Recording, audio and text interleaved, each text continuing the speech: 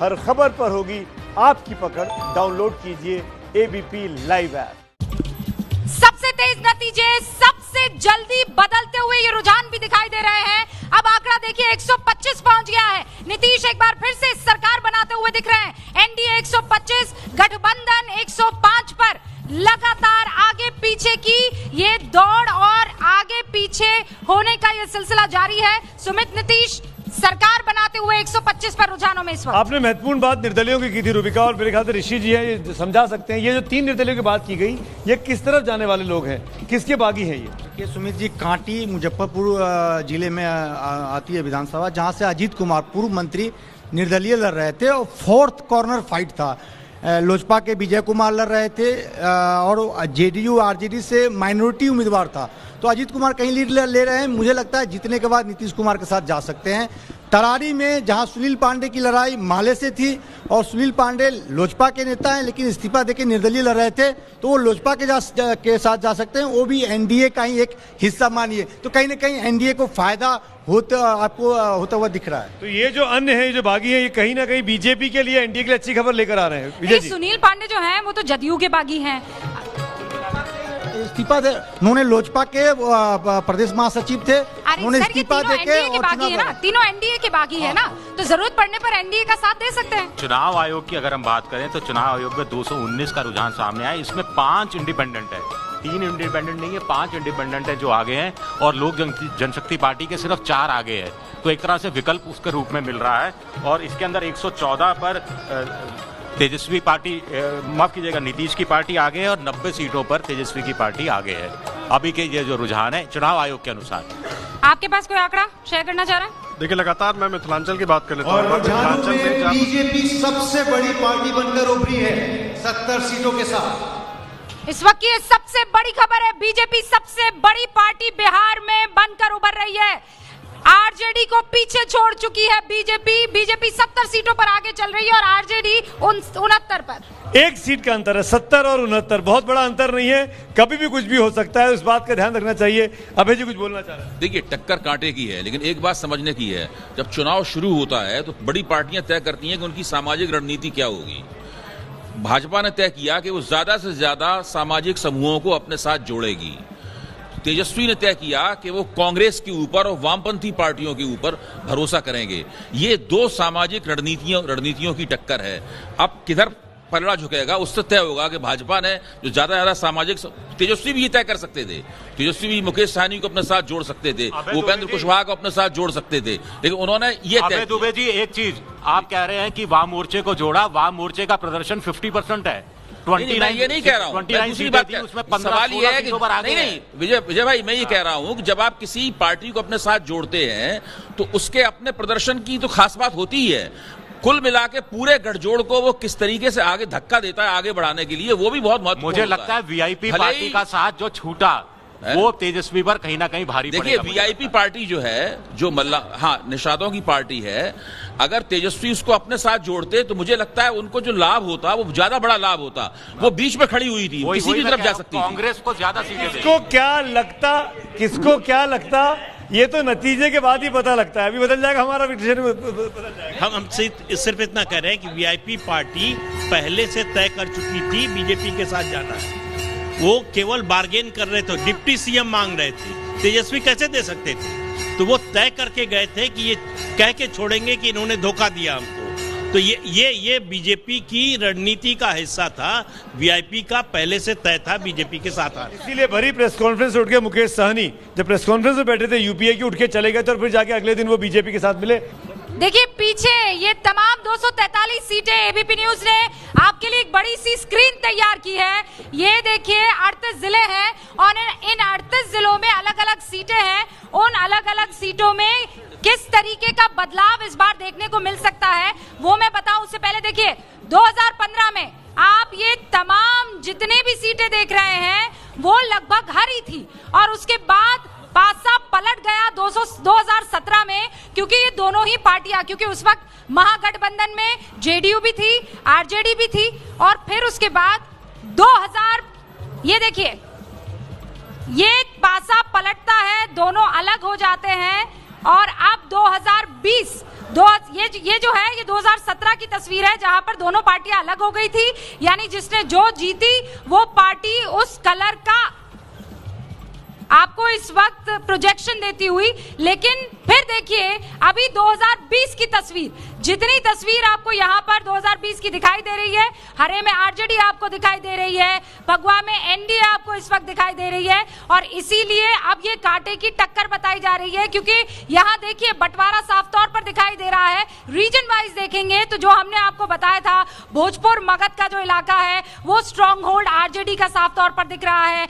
आप अगर उत्तरी बिहार की तरफ जाए तो वहां पर सीधे तौर पर आपको नजर आएगा कि बीजेपी अपने वोटों को इंटैक्ट रखे हुए है। विजय, देखिए ये सब देख के ना मुझे अमेरिका का चुनाव याद आ रहा है। उसमें हरे और नीला और लाल रंग दिखाया जा रहा था, डेमोक्रेटिक पार्टी और रिपब्लिक पार्टी का, लेकिन वहां स्विंग स्टेट्स हैं। हिंदुस्तान में क्या हो रहा है कि पार्टियां स्विंग कर जाती हैं, मुख्यमंत्री अचानक शाम को कहां होते हैं, 3 घंटे बाद कहां होते हैं, आप समझ गई होंगी, मुख्यमंत्री स्विंग कर जाते हैं। यहाँ बड़ा दिलचस्प राजनीति है, इसलिए कुछ भी हो सकता है। यहाँ पर स्टेट स्विंग नहीं करते, स्टेट को चलाने वाला स्विंग कर जाता है। सब स्विंगर थे यहाँ पे। कुछ कहना चाह रहे हैं आप? बस मैं कह रहा था रूबिका, यहाँ पे लगातार अगर आप देखें कि आरजेडी और बीजेपी के बीच में ही फाइट लगातार होती हुई, अभी आरजेडी वोट परसेंटेज में 23.2% वोट के साथ में आगे है और बीजेपी 20.7% वोट के साथ में, और 15.2% वोट के साथ में जेडीयू है। तो कुल मिला के लेकिन जो वोट परसेंटेज है उस हिसाब से जेडीयू को सीटें ठीक दिखाई पड़ रही, 49 सीट्स पे वो आगे दिखाई। हारमोनियम बजा, हारमोनियम बजा। बोलती बंद है। नहीं चालू है। देखिए अभी जो लोग जो एनडीए से छोड़ के बाहर गए हैं, जो निर्दलीय हैं, उनकी कीमत अभी इतनी ज्यादा है बहुमत के लिए कि पूछिए मत। एक तरीके से वो दामाद है, अभी पूरा सेवा सत्कार होगा। तो क्या कहना है, उनको बुलाया जा रहा है कि आ जाओ। ऐ मेरे दोस्त लौट के आ जा, बिन तेरे ये जिंदगी अधूरी है, आके तू दे दे समर्थन मुझे। अरे भैया बहुमत के लिए जरूरी है, ऐ मेरे दोस्त लौट कर आजा, बिन तेरे ये जिंदगी अधूरी है। लालू जी हवा क्यों बंद हो गई आपकी? अरे लालू गप हो गया। लालू का नामे चालू है। कहाँ चालू है? अभी जिन निकलेगा यू का खाना में उठा पटक हो रहा है, और अब तराई होगा। बीजेपी पिछला चुनाव में टकरा के आगे भाग गए थे, अभी वही स्थिति है। एक के बाद जिन निकलता हुआ हो जाए तो बीजेपी फिर। अभी आपका खुशी क्यों नहीं दिख रहा चेहरे पे? आप क्यों परेशान लग रहे हैं? अरे लालू पूरा खुश है। कहाँ खुश है? बताइए भाई, बता देते हैं आपको कैसे खुश है। अरे दुमका में झुमका हिरवलन, काशी में कनवाली, अब बीजेपी के गुम हिरवलन, जाओ ठिकलाली उनकर नथिया हेरा गेलन बिहार में दरभंगा जिला है ना। तो अभी लड़ाई जारी है। देखिए जातियां नथियां हैं जिनको बिहार में खोजने के 2 तरीके हैं। एक तरीका है जिसको कि एनडीए ने अपनाया, बीजेपी ने, कि उसने सोचा कि नीतीश को जोड़ लूं और वीआईपी को जोड़ लूं तो ये जातियां हमसे इकट्ठी हो जाएंगी। दूसरा तरीका आरजेडी ने अपनाया, उसने सोचा कि कांग्रेस से सवर्ण आ जाएंगे और लेफ्ट से दलित का एक वोट आ जाएगा, जो एक प्रोग्रेसिव एनालिसिस है पॉलिटिक्स, जो शायद फेल कर अगर नहीं सफल हो। बद्री जी और सुमित को 3 घंटे हो चुके हैं और रुझानों में एनडीए को बहुमत है। देखिए मैं पंकज, मेरे वरिष्ठ सहयोगी इस वक्त बीजेपी दफ्तर से हमारे साथ जुड़ गए हैं। जरा वहां की आपको अब तस्वीरें दिखा देते हैं, क्योंकि वहां सीधे तौर पर 130, ये देखिए एनडीए प्लस 130 आने दीजिए सर, लेकिन उम्मीद है सच की जीत होगी। तो जीत हो रही है एनडीए। सच मतलब किसका सच? काम की सच, जिन्होंने काम किया है, जिन्होंने रूट लेवल पे काम किया है, जीत उन्हीं की होगी बेशक। आप यहाँ नीतीश कुमार के घर के बाहर क्या कर रहे हैं? देखिए इसलिए खड़े हैं क्योंकि उनको देखना चाहते हैं। नीतीश कुमार जी बेशक देखना चाहते हैं। हमारे सीएम है, जितनी वो चिंता उन्हें भी सता रही थी हमारे इस राज्य में क्या हो रहा नहीं हो रहा, लेकिन बेशक जैसा ने जनता चुना, जैसा आप देख रहे हैं, बेशक हमको लगता है कि हम लोग आ रहे हैं फिर से। करते क्या है आप? हम लोग स्टूडेंट है सर। हम लोग पढ़ते हैं। आज खुशी का माहौल है, इसलिए हम लोग खुल के बाहर आए हैं। आज तक कभी बाहर नहीं आए, लेकिन आज बाहर आए। तो सरकारी नौकरी और यूथ, इसकी बात तेजस्वी करते थे और आप यूथ भी हैं, आपको सरकारी नौकरी भी चाहिए होगी। उनको हम ये नहीं कहते कि उन्होंने जो उम्मीद किया वो गलत है, उनका वादा भी सही है, लेकिन थोड़ा पेशेंस रखें, धैर्य रखें, वो वादा भी पूरी होगी इस सरकार में, ऐसा नहीं है कि छूटने वाला है। नीतीश में किस बात का इतना भरोसा कि आप उनको जितना भरोसा नहीं उससे ज्यादा तो आप 130+ लगा के घूम रहे हैं? देखिए, ये भरोसा है, ये आत्मबल बता रहा है कि जितना बिहार के लिए काम हुआ है, बेशक हम लोग फिर से अच्छे सरकार की जीत होगी। बस इतना, इससे ज्यादा कुछ नहीं कहना। तो सुना आपने पंकज झा को। पंकज झा बात कर रहे थे, नीतीश कुमार के फैन उनके घर के बाहर उनका इंतजार करना शुरू कर चुके हैं। बीजेपी दफ्तर में सुबह सन्नाटा था। अंकित गुप्ता की रिपोर्ट है। अंकित गुप्ता, अब क्या दिख रहा है? हो रहे हैं बीजेपी दफ्तर, जहां पर सुबह से सन्नाटा था, लेकिन अब हलचल काफी तेज होने लगी है। फिलहाल बीजेपी दफ्तर के बाहर की तस्वीरें पहले आपको दिखाते हैं कि किस तरीके से सुरक्षा बलों को यहाँ तैनात कर दिया गया है। सुरक्षा बलों की जो संख्या है वो यहाँ पर भी बढ़ाई गई है।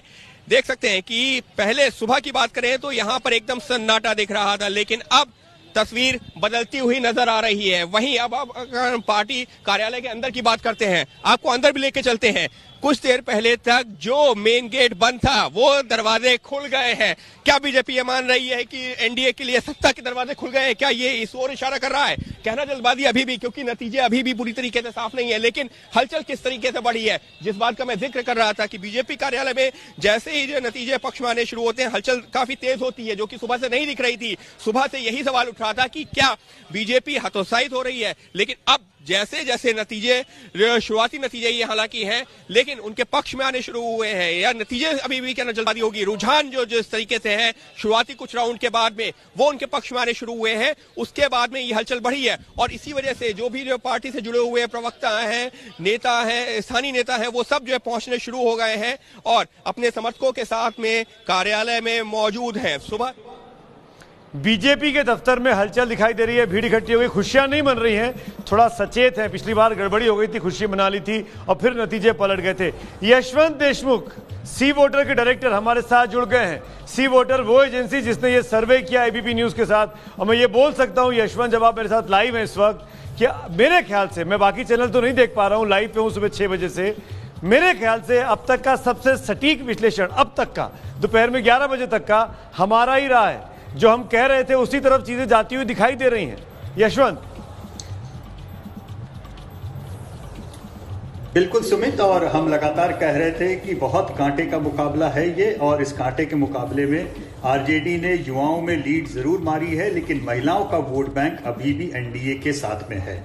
और हम बार बार ये कह रहे थे कि अगर एनडीए की इज्जत बचती है तो उसका श्रेय केवल और केवल बिहार की महिला मतदाताओं को जाएगा और किसी को नहीं। और बिल्कुल उसी लाइन पे जा रहा है। और जो आंकड़े अभी हमारे सामने हैं, मैंने 77 सीटों की मार्जिनल सीट्स की बात की थी, आपको सुमित बताया था कि इन 77 सीटों पे सारा खेल होगा। इस समय उन 77 में से 40 पर एनडीए है और 37 पर महागठबंधन आगे चल रहा है। अब आप ये देखिए कि उन मार्जिनल्स के अंदर भी किस तरीके का बिल्कुल बराबरी का एकदम खेल है। मोटे तौर पे आप मानिए कि अंत में आते आते वो 30-35 सीटें ऐसी बचेंगी जिन पर जब तक कि अंतिम ईवीएम ना खुल जाए सुमित, तब तक उसका नतीजा यानी यशवंत यानी आप ये कह रहे हैं कि 1, 2, 3, 4, 10, 20, 50 ऐसे वोटों पर भी सीटें तय हो सकती हैं, बहुत कम अंतर के साथ। बिल्कुल बिल्कुल, मतलब आपको मैं अभी जो बता रहा हूं उसमें 36 सीटें ऐसी हैं जिसमें 1000 से नीचे का मार्जिन हो सकता है कि अंत में निकले। इस समय मैं जो देख रहा हूं 36 सीटों में करीबन 20 सीट पे एनडीए आगे है, 16 सीट पे महागठबंधन आगे है। तो आप ये समझिए कि एक तो किसी भी साइड में, पहली बात तो ये मान लीजिए, हम लगातार कह रहे थे कि ये बेहद कांटे का मुकाबला है, एक एक सीट पर कांटे की लड़ाई होने वाली है। इसलिए बिहार की जनता को इस टर्नआउट के लिए और इस बेहद कांटे के मुकाबले के लिए हमको बधाई देनी चाहिए। दूसरी चीज, हम लोगों ने सवेरे से जब से काउंटिंग शुरू हुई सुमित, 2 घंटे के अंदर हमने 243 ट्रेंड्स को रिपोर्ट किया एबीपी नेटवर्क के ऊपर। सी वोटर के सारे पत्रकारों ने, ये पत्रकारिता की लीड है, ये मार्केट रिसर्च की नहीं, ये पत्रकारिता की लीड है। नंबर 3 कि अभी भी खेल पूरी तरह खत्म नहीं हुआ है। ये मार्जिनल सीट्स, हर एक वोटिंग जो मशीन होती है सुमित, उसमें 1200 के आसपास वोट पंजीकृत होते हैं। और जिन सीटों पे हजार से नीचे के मार्जिन चल रहे हैं, एक वोटिंग मशीन खुलती है और मार्जिन इधर से उधर होता है, दूसरी खुलती है मार्जिन इधर से उधर होता है। तो आपको ऊपर से देखने में भले ही ये टैली थोड़ी सी स्टैटिक लग रही हो, भले ही आपको देखने में लग रहा हो कि ठीक है आरजेडी 70 के आसपास, बीजेपी 60-70 के आसपास, जेडीयू 40-50, कांग्रेस 20-25, लेकिन ये ऊपर की स्टेबिलिटी पे मत जाइए। सच्चाई ये है नीचे उसके ये 77 सीटें, उनमें से ऐसे सीट कभी इधर हिल नहीं है, कभी इधर हिल नहीं है। ओवरऑल में ये स्टेबल लग रहा है, लेकिन नीचे बहुत ही आपाधापी है इसमें। आप रहिएगा, एक और दिलचस्प आंकड़ा है, उसके लिए एक बार फिर अपन रूबिका के पास चलते हैं। रूबिका। यशवंत, इसका मतलब ये है कि जो अन्य और पासवान है वो बहुत ज्यादा महत्वपूर्ण साबित हो सकते हैं। इसका जवाब जरूर दीजिएगा, लेकिन एक बहुत ही इंटरेस्टिंग ट्रेंड देखने को मिल रहा है। और वो ट्रेंड क्या है? देखिए, इससे पहले जब जब चुनाव होते थे तब कहा जाता था ये बाहुबलियों का चुनाव है। इस बार अभी बाहुबली कम है तादाद में, लेकिन उसके बावजूद 4 बाहुबली आगे चल रहे हैं। लालगंज में बाहुबली मुन्ना शुक्ला आगे है, तरारी में बाहुबली सुनील पांडे आगे चल रहे हैं, मोकामा में आरजेडी के आनंद सिंह आगे चल रहे हैं, कचायकोट जेडीयू के पप्पू पांडे जो हैं वो इस वक्त आगे चल रहे हैं। ये 4 बाहुबली इस वक्त सीधे तौर पर आगे। लेकिन इस बार का जो चुनाव है वो हैवीवेट्स की बीवी और बच्चे, इन पर ज्यादा आधारित हो गया है। यशवंत देशमुख भी हमारे साथ बने हुए हैं। आप यशवंत जी, अब सवाल ये उठता है कि अगर इतनी कांटे की टक्कर है तो फिर पासवान किंग मेकर साबित हो सकते हैं? अगर पासवान अपनी सीटों, अभी जब हम लोग बात कर रहे हैं इस समय 7 सीटों पे मुझे आंकड़ों में लीड दिखाई दे रही है, अगर वो लीड बरकरार रखते हैं और बीजेपी का मामला या आरजेडी का मामला अधर में अटकता है तो हो सकता है कि वो किंग मेकर साबित हों। पासवान की स्टोरी ये नहीं है कि उन्होंने 7 सीटें जीती अंत में या 5 या 2। पासवान की स्टोरी ये है कि उन्होंने कम से कम 30 सीटों पे नीतीश कुमार की लंका लगाई है। ये इस पूरी इसकी स्टोरी है। अदरवाइज इस चुनाव में कोई रीजन नहीं था कि एनडीए कम से कम 150 से ऊपर सीटें न पाए। मतलब ये बिल्कुल क्लियर है। एक सवाल का जवाब आपकी रूबिका और दूंगा। आपने अभी बाहुबलियों की बात की, बिल्कुल यशवंत, आपने बाहुबलियों की बात की। देखिए हम लोग यशवंत 1 मिनट आप रहिए मेरे साथ, क्योंकि हम जो बातें कर रहे हैं ना उसके बीच में चुनाव आयोग का आंकड़ा देखना भी बहुत जरूरी है और राजकिशोर लगातार उस पर नजर रखे हुए हैं। इस चुनाव आयोग के आंकड़े से समझना पड़ेगा कि दरअसल अभी तक असल में कितना काम हुआ है, क्योंकि अधिकतर बातें तो रुझानों की हो रही हैं। चुनाव आयोग क्या कह रहा है राजकिशोर?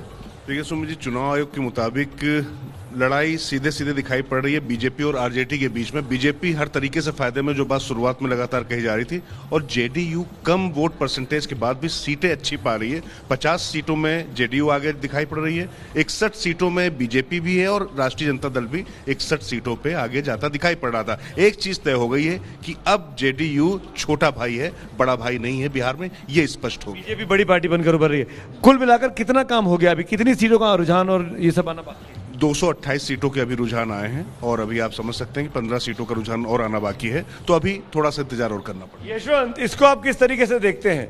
चुनाव आयोग के जो आंकड़े सामने आ रहे हैं, क्या वो हमारे सर्वे को की तस्दीक कर रहे हैं?